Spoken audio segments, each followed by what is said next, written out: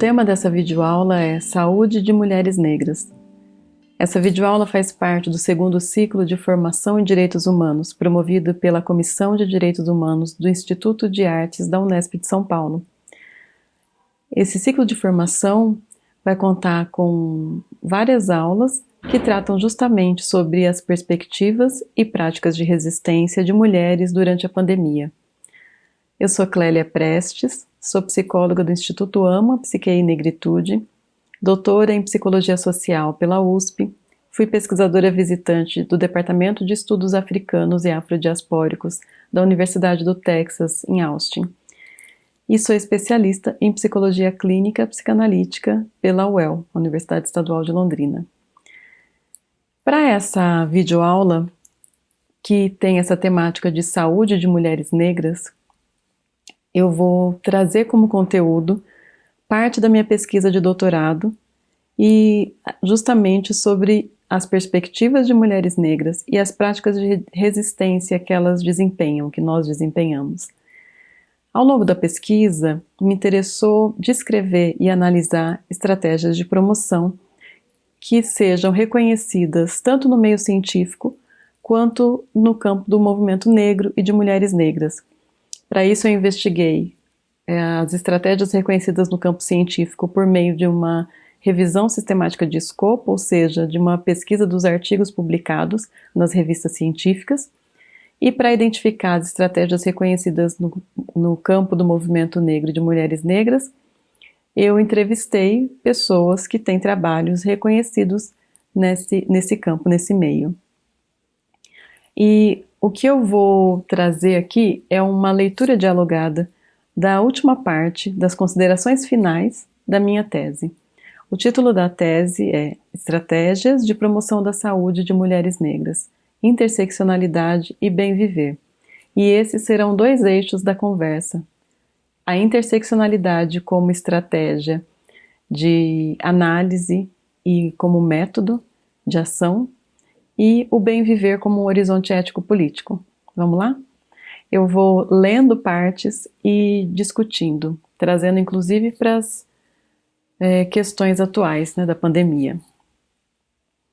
Eu começo trazendo o nome de uma figura estadunidense, uma mulher negra, Ida B. Wells Barnett, uma das principais referências históricas do feminismo negro estadunidense, que foi uma teórica e ativista anti-linchamento, crítica de guerra, e chegou a ocupar o lugar de general.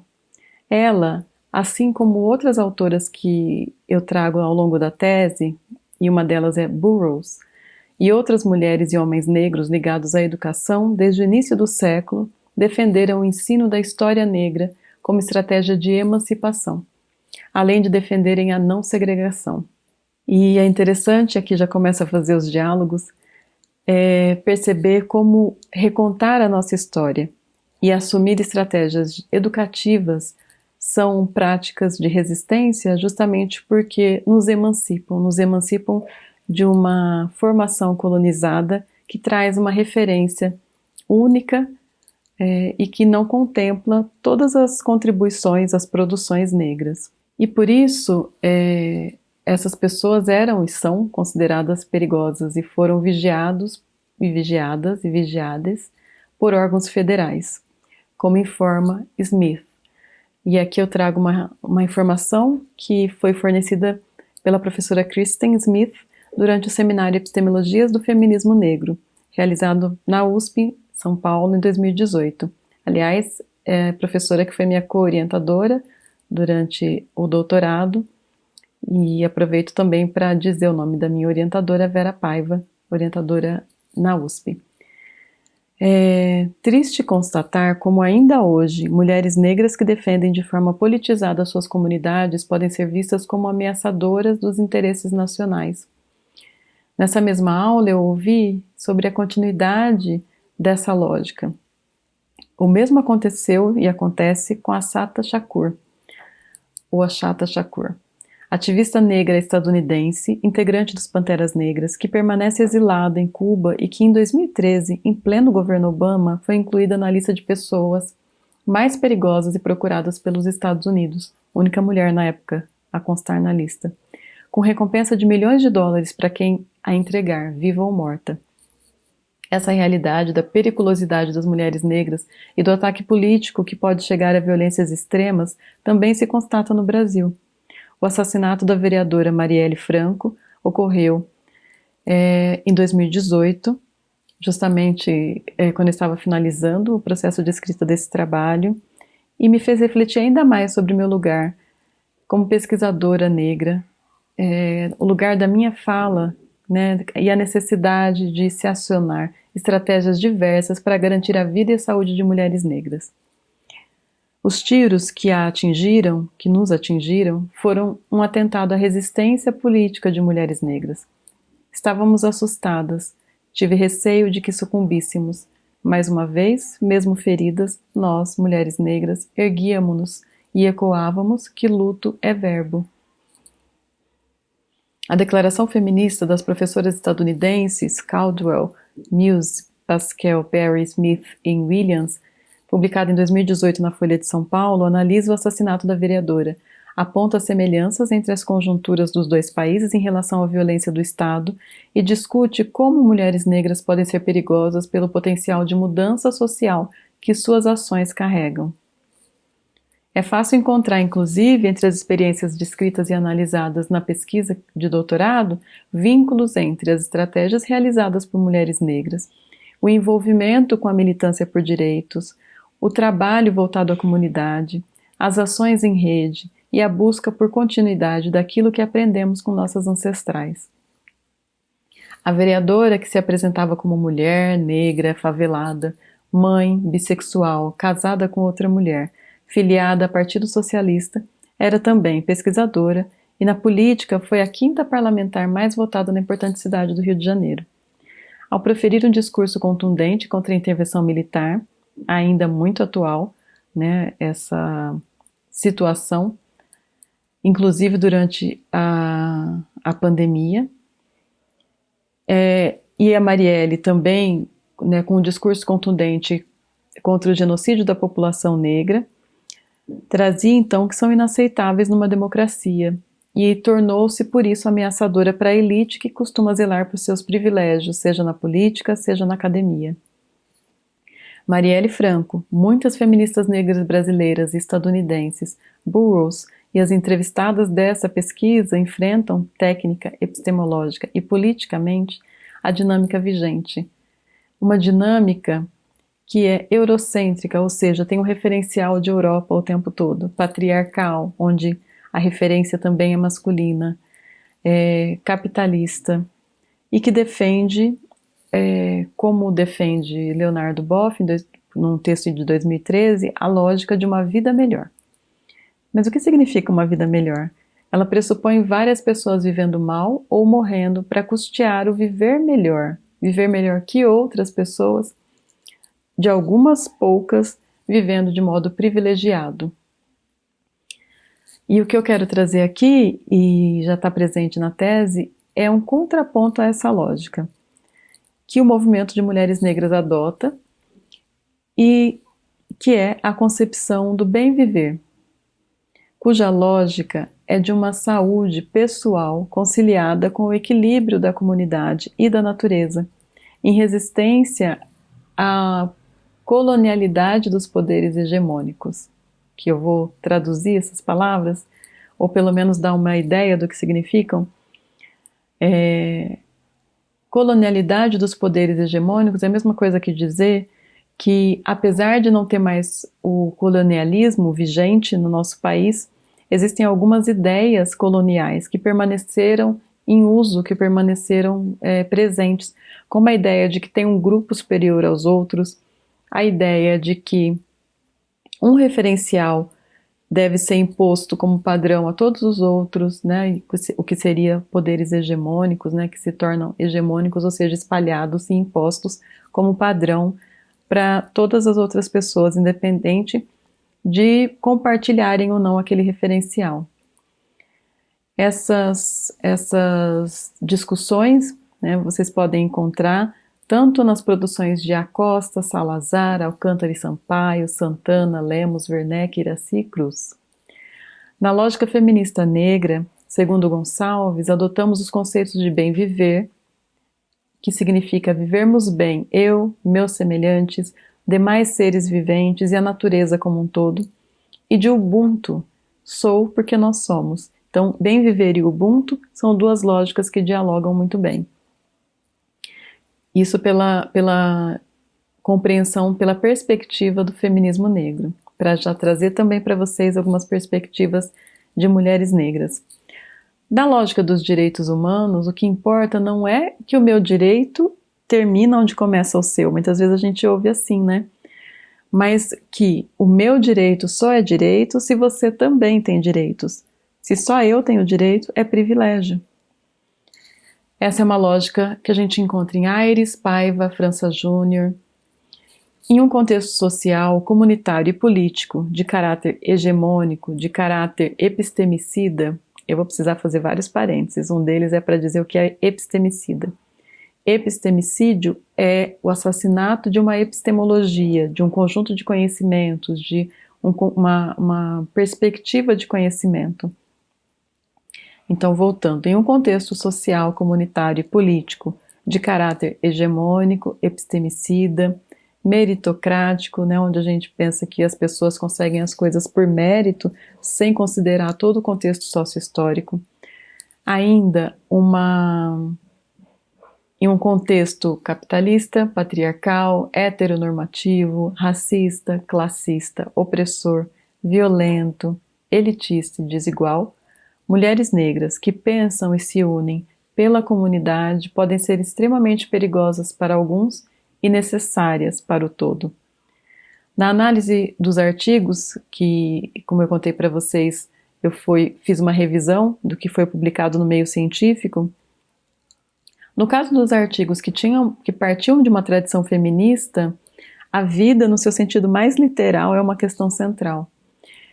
Esse poderia ser um dado simples, mas chama atenção pelo fato de que essa valorização vem porque ainda é um aspecto frágil para mulheres negras. Num contexto com todas essas características que eu acabei de listar, a vida de mulheres negras está sob constante ataque. Então, as estratégias que eu identifiquei por meio da revisão dos artigos científicos tinham a vida como um aspecto central.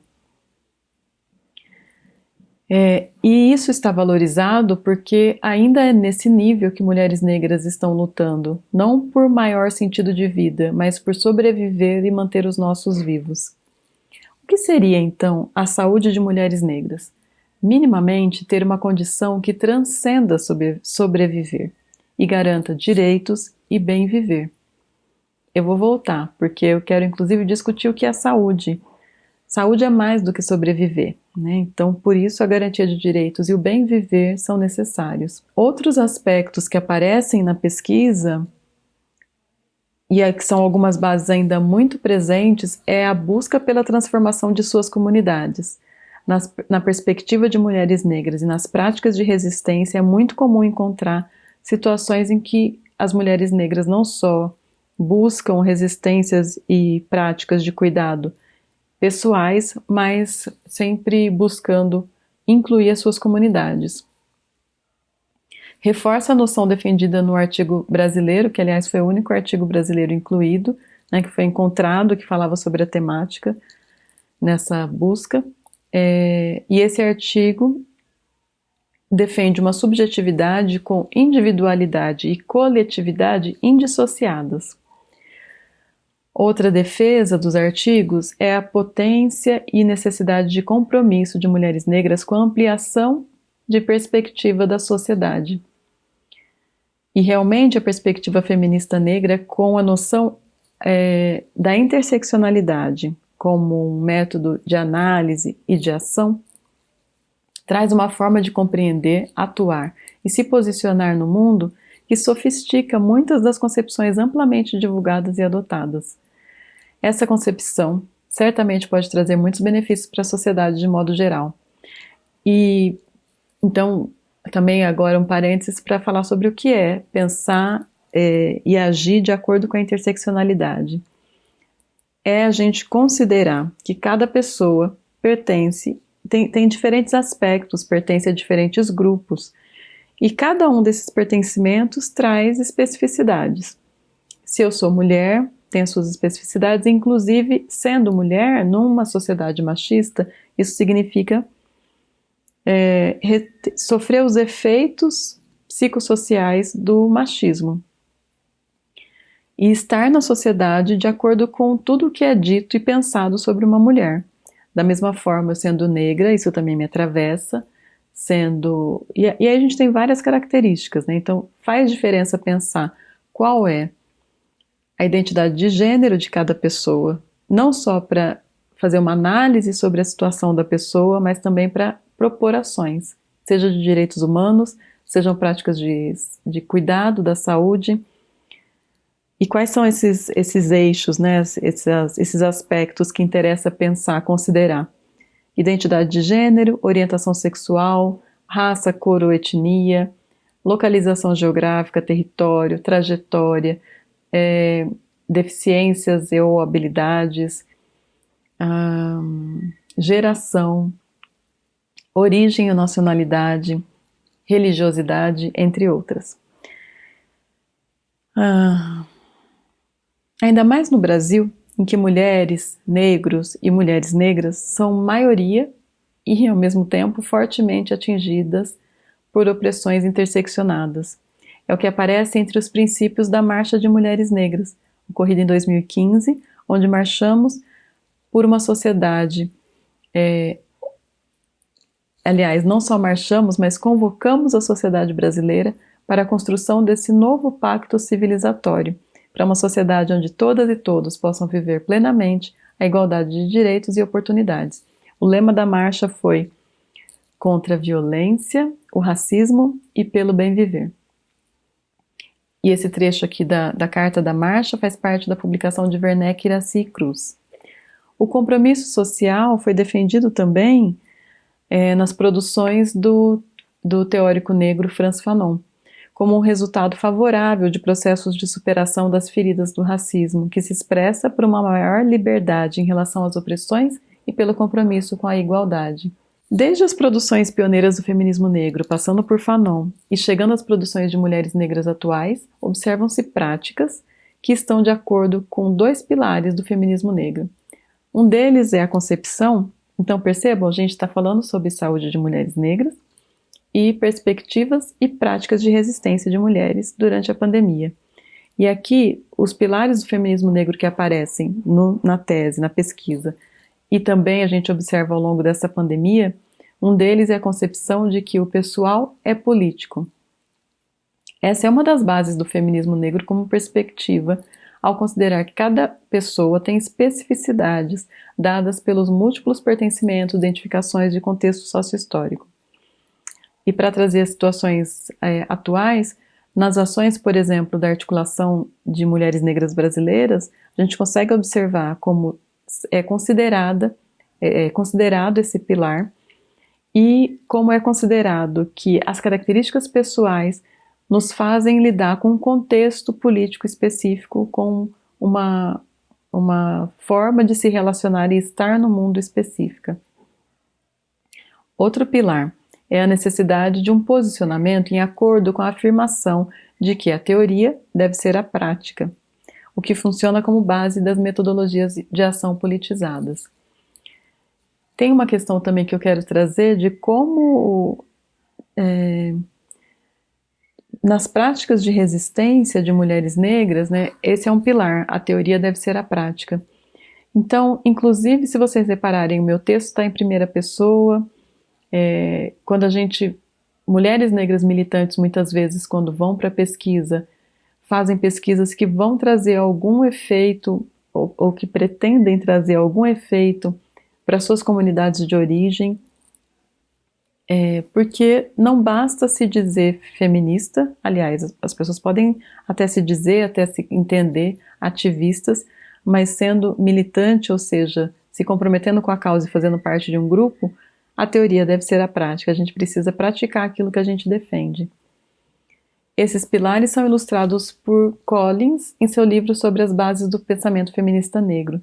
A perspectiva feminista negra defende a centralidade da experiência, das trajetórias pessoais para o desenvolvimento das teorias e práticas. Então percebam que, por esse pilar, as trajetórias pessoais são ricas, válidas para a gente pensar e para a gente produzir. São válidas tanto as trajetórias, são válidos tanto os conhecimentos que estão na biblioteca, quanto as trajetórias das mulheres negras que andam pela universidade e que produzem também pensamentos, né? Podem até não produzir teorias, mas produzem saberes, práticas de cuidado, e mulheres que andam muitas vezes não porque estão dando aula ou mesmo porque são alunas, mas porque fazem parte da comunidade, das funcionárias da universidade. E assim, historicamente, a perspectiva em primeira pessoa se coloca a serviço da promoção de igualdade e saúde. E aqui tem um trecho da Bell Hooks que diz: "Sou grata por poder ser testemunha, declarando que podemos criar uma teoria feminista, uma prática feminista, um movimento feminista revolucionário, capaz de se dirigir diretamente à dor que está dentro das pessoas e oferecer-lhes palavras de cura, estratégias de cura, uma teoria da cura." A autora recorre a outros escritos feministas para comentar sobre a autoridade da experiência, que não deve ser simplesmente uma justificativa para silenciamento e exclusão de outras falas.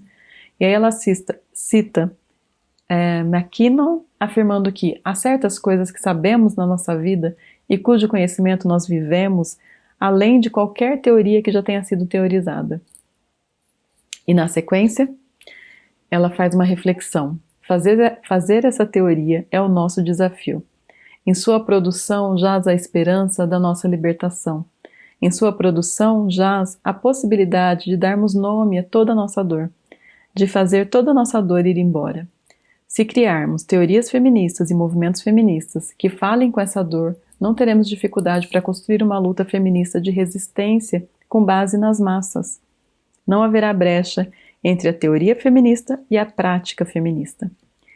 Audre Lorde também discute em sua teoria não apenas essa necessidade, mas a importância de avaliarmos criticamente as ferramentas teóricas e técnicas que estão à disposição na academia e em outros campos, analisando o que realmente serve à emancipação e o que é engodo, enganação.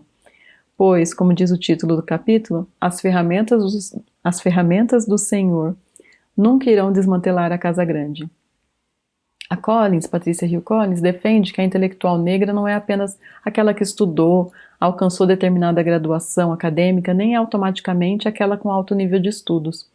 A intelectual negra pode ser inclusive alguém que não teve estudo formal, e reforça a concepção de que reivindicar o título de intelectual feminista negra vai muito além de desenvolver análises feministas utilizando epistemologias padrão, utilizando referenciais teóricos padrão, pois exige que se desafie as próprias bases do discurso intelectual com produção de conhecimento oposicional, que faça oposição ao que já existe.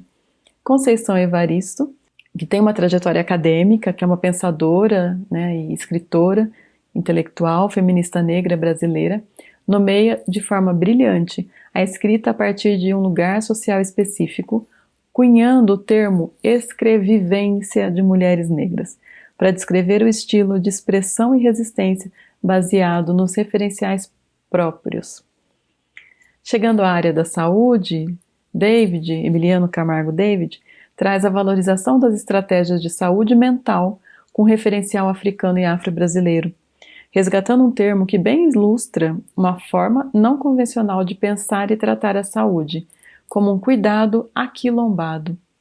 Assim como são aquilombadas a teorização e as estratégias de promoção da saúde pautadas em referenciais da comunidade identitária e voltadas a determinada pessoa, seu grupo social e o meio que a envolve.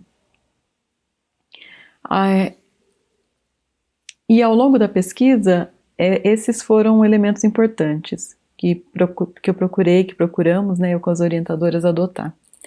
É o que justificou, por exemplo, adotar referências teóricas em acordo com o perfil da população estudada. Então, para pensar perspectivas de mulheres negras e práticas de cuidado, elas precisam dialogar. O desenho metodológico também de quando se pensa práticas de resistência, de cuidado, precisa também ter uma base teórica e política condizente.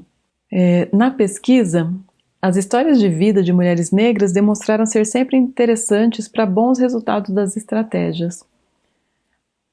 Então, as perspectivas de mulheres negras servem também como horizonte para o delineamento das estratégias de cuidado.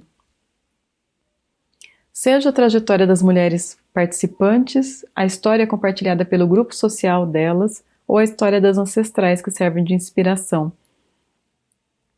E na história de vida das entrevistadas, em alguns artigos também, constata-se que conciliam uma vinculação à academia e à militância, ou seja, eram militantes e também com uma trajetória acadêmica. E algo que chamou a atenção, e que talvez vocês possam identificar se pensarem no campo de estudo de vocês, é na pesquisa, 800 e tantos artigos falavam sobre mulheres negras, mas apenas 14 falavam de estratégias voltadas à saúde, com potencialização de alguns elementos que eu selecionei para pensar a saúde, que são resiliência, agência, emancipação, autonomia e empoderamento. Ou seja, o campo científico fala sobre mulheres negras, mas não sobre sua saúde ou sobre esses processos que eu acabei de nomear. Fica então uma dúvida, né? Como pode ser que uma área que é formada por homens brancos, né, com significativos recursos, entre outros aspectos, quando falam sobre mulheres negras, estão falando principalmente sobre suas mazelas, ao invés de falarem sobre sua saúde, ou sobre suas perspectivas e práticas de resistência, como é o tema desse ciclo de formação. E muitas vezes, muitas das pesquisas foram realizadas por mulheres negras. Então também, quando a academia fala sobre mulheres negras, muitas vezes são as próprias que na academia selecionam essa temática para falar, inclusive, de saúde e não das mazelas. Outro item que eu quero trazer é como, ao longo da pandemia, a gente observou, assim como são mulheres negras que vão para a academia, né, produzir conhecimento sobre saúde, sobre estratégias de promoção da saúde, agora pensando na pandemia, como a gente observa, pensando que mulheres negras são periferizadas na nossa sociedade, como vários territórios periferizados, eu não gosto muito de periféricos, porque é periférico se você olha do centro, e o centro não é o único referencial.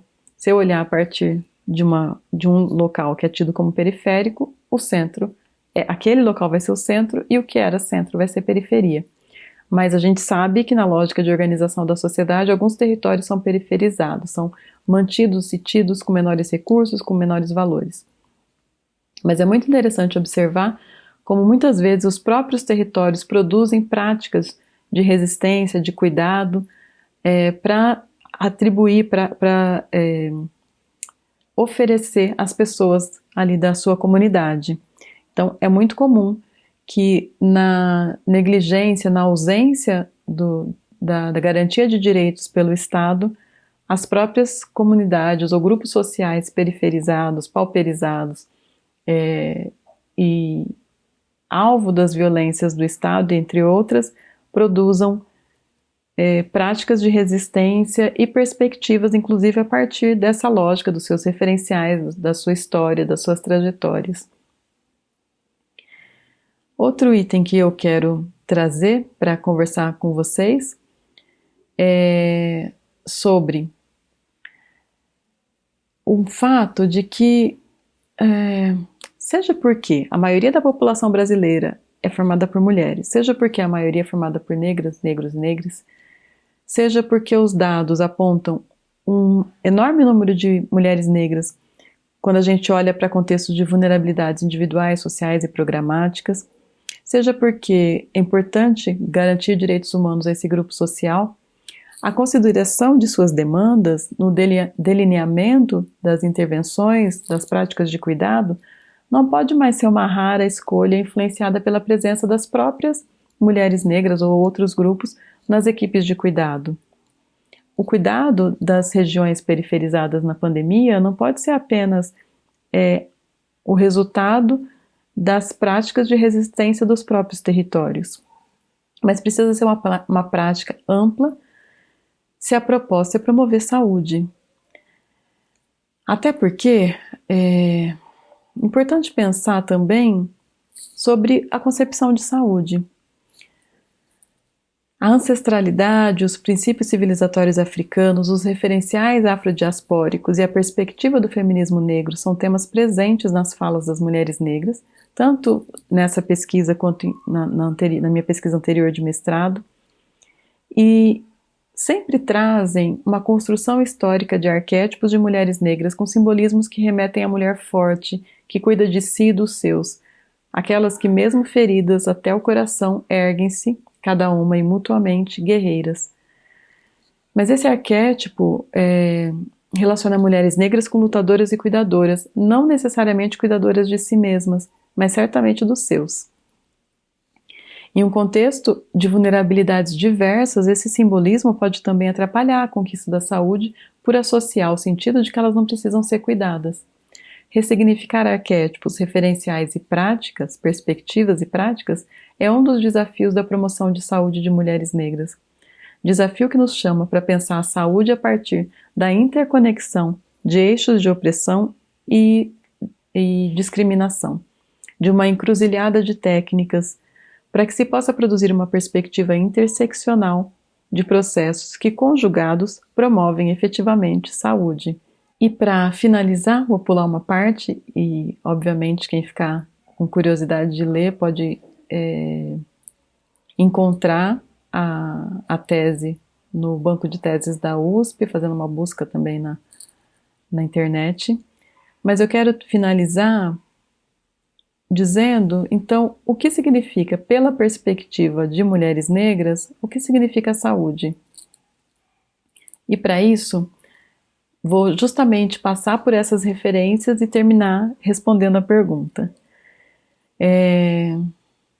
Pela lógica das abordagens psicossociais da saúde inspiradas pelo enfoque multicultural dos direitos humanos, que é esse que eu citei para vocês sobre o direito, seu direito, né, de todas as pessoas, para a saúde de uma pessoa, de grupos ou populações, é imprescindível que sejam considerados como sujeitos de direito e que todas as intervenções em seu benefício deem conta das dimensões individual, social e programática institucional.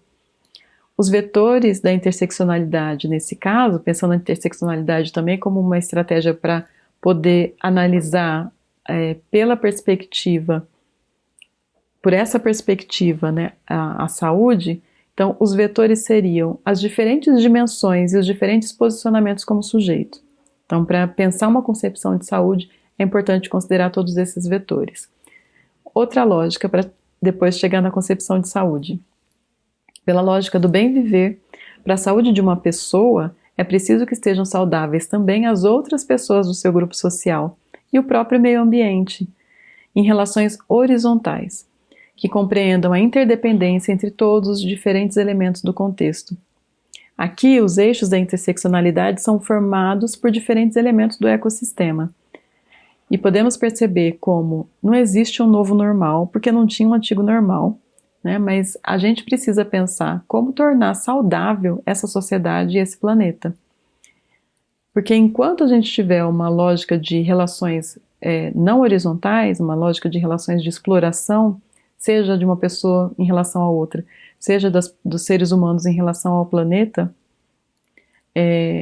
isso não pode ser saúde.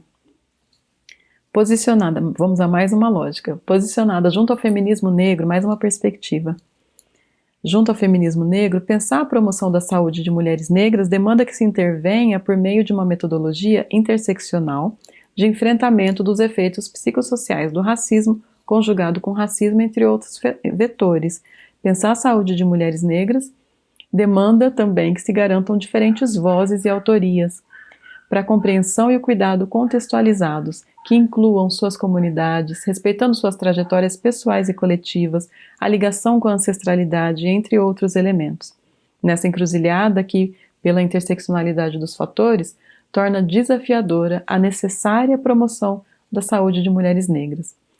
Posicionada junto no frutífero encontro das estratégias reconhecidas no campo científico e no campo do movimento negro e de mulheres negras, torna-se mais sofisticada a promoção da saúde integral de mulheres negras. Então, mais uma encruzilhada aqui é das diferentes sabedorias. Práticas de cuidado podem, então, até priorizar exclusivamente determinado vetor, ou escolher algum deles para acionar, mas sempre considerando a complexidade das diferentes especificidades e contextos. Segundo o lema da Marcha das Mulheres Negras e segundo produções teóricas diversas do feminismo negro, o que nós, mulheres negras, precisamos é de superação das violências e do racismo e da garantia do direito ao bem viver. Não basta a noção de que saúde é a ausência de doença ou de opressões, nem a noção reducionista de que saúde é o bem-estar ou a saúde estritamente individual. Finalmente, faz sentido compreender a promoção da saúde pela perspectiva de mulheres negras como o desafio de uma integração harmoniosa na encruzilhada entre as demandas e os recursos, sejam eles recursos cósmicos, ecológicos, sociais, coletivos e pessoais, que incluem os orgânicos, psíquicos, energéticos, entre outros, no sentido de uma saúde integral. Obrigada.